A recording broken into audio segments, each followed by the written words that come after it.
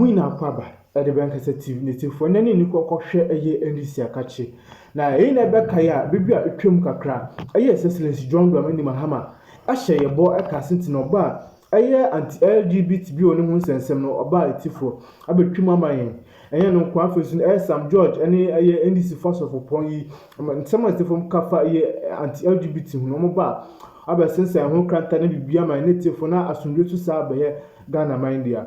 Native ade bakwa Ghana fo na ehwe ni percent ne besi pa ne se aye his excellence John Dramani Mahama so sabe kasa afa aye anti LGBT ho sensem no ho na native sama excellence ana boshe a share no abem papepe anya sanketo na oda no ni kohwe aye the Bloomberg News native aye excellence John Dramani Mahama finally wakasa afa aye anti LGBTQ ho sensem native o share bono abekasa afa ho sentino Oshas asema ekoso awogamaga nemu ha ya de etifo ono sade ne sabehye LGBT hu sensem nim native ono sa ono ene ne Ghana manina no omo antumi disa kwasiambre ano ntum ene njintumo cha na esemi pino ekuna kutiensema esesene John Dramani Mahama editu dwa medamu ina asi John Mahama became Ghana's 14th president earlier this year after running on a platform aimed at cracking down on corruption and spurring economic growth. With his term still in its infancy, Mahama must now make navigating a shifting global order one of his main priorities.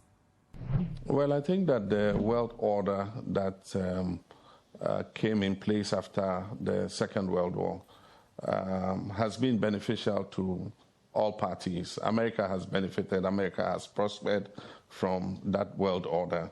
And I do think that no country can exist in isolation. Nobody can draw his bridges up and dig a moat around his country. We're interconnected in many ways.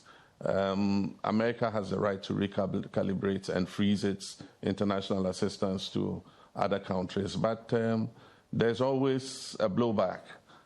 One, America loses soft power because USAID is a well-known brand of America and it intervenes in very critical areas. And so if America decides that it doesn't want to intervene in those areas, it is possible that other countries might decide to fill that gap, or we might fill it ourselves like we're trying to do now, adjusting our budgets to fill the gap that America leaves. But it loses the influence that it has exerted over the years. Apart from that, it's not only in those areas. USAID is the biggest supplier of food aid in many places, and they buy this food aid from American farmers. And so if USAID is no longer buying that food to deliver as food aid, then it means that American farmers lose a huge demand that, assisted them in their business. And so there's always a blowback. There are a lot of connectivities, and we'll see how it plays out. The Trump playbook is still playing out. We're all watching what is happening. But as I've always said, disruptions lead to new world orders. And so this is a disruption that is happening. I'm sure that maybe a new world order will be born out of it. Finally, Mr. President, I do want to ask about the anti-LGBTQ legislation that we did see expire in Ghana earlier this year. A number of parliamentarians support reviving it. If it came to your desk, would you sign it? The old bill expired because it was not assented to by the president. There was a legal challenge. Eventually, the legal challenge was dismissed, so it means that the president could assent to it, but it's expired. So the question is hypothetical. It means that it has to go into Parliament again. And I think that what we need is more stakeholder consultation to look at whatever new bill will come and make sure that we carry everybody on board. Proper family values are something we all are interested in. And we believe that is not only in the bills that we send to Parliament to regulate them, but also in teaching our children those family values even as they grow. And so looking at the curriculum in schools and inculcating those values in them, I think is the more important pressing issue that we must look at. Would you be concerned, though, if we saw a number of institutions potentially pulling back funding to Ghana if you were to sign it? Do you factor that into your thinking around the bill? Well, I believe that multilateral institutions should avoid getting into cultural matters. This is a diverse world. We have different cultures. And so I don't think multilateral institutions should include, cultural imposition as part of their mandate. I don't agree with that. If they decide to pull it, well, it's their prerogative. But I don't believe that multilateral institutions like the World Bank and IMF should include in their mandates how people behave culturally. Obesan na aba be law e wo Ghana ha.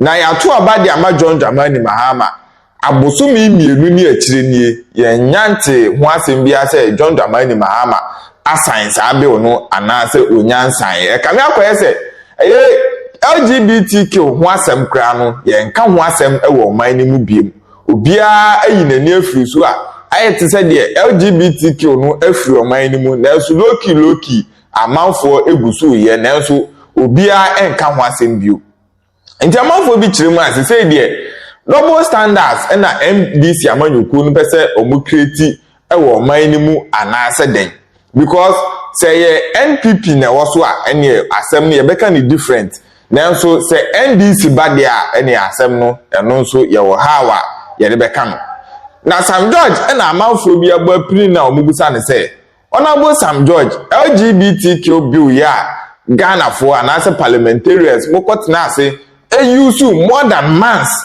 e dey draft ye emu kabo any ade mo dey draft ye no say ho asem akwakosi say mo share say mo ba John Dramani Mahama e be sign LGBTQ bill no na afiri honom in Sam George eka any de omoka before elections no abusua ebo abrayi pa na say Sam George ono ankasa nanu masema o kan say John Dramani Mahama ba na o ye na adwen say LGBTQ bill no on sign there any he will know no peace from Sam George na kam yakoye say na ye na da inkontompo sama o ka e dey ape vote any ade abusia ensem ne dey say bebre yenkogbo web na yentie hawa ensem no ekoyi nyina Pisina no omode be ne ko parliament private membership bill no omode juro omo WhatsApp platform so omo ka tell Sam George so omo sand ade no omo sana reintroduce bill na Sam George say mo mfasa ade no man ani so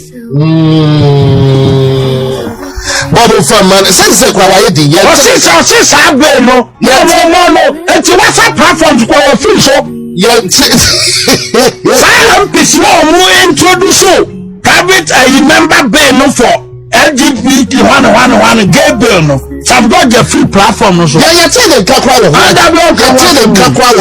LGBT you Mahama ka ti atofofo so obe sign ne do buy o se bill no ye private ye no public no ti ase ye kwa starting afresh nti e bedro na 2028 aso for John Dramani Mahama ni NDC abaya na chese omaso aishia meso meji ni nyina bre wa komati Sam George obi a na atama no mo opposition no na chese demonstration kese a Sam George oye o manga ni mu editia LGBTQ+ o ka chena na dan kwa kufu adu say o ma ne nan bo ne to no sign bill ni ya no John Dramani Mahama any NDC for ba adechi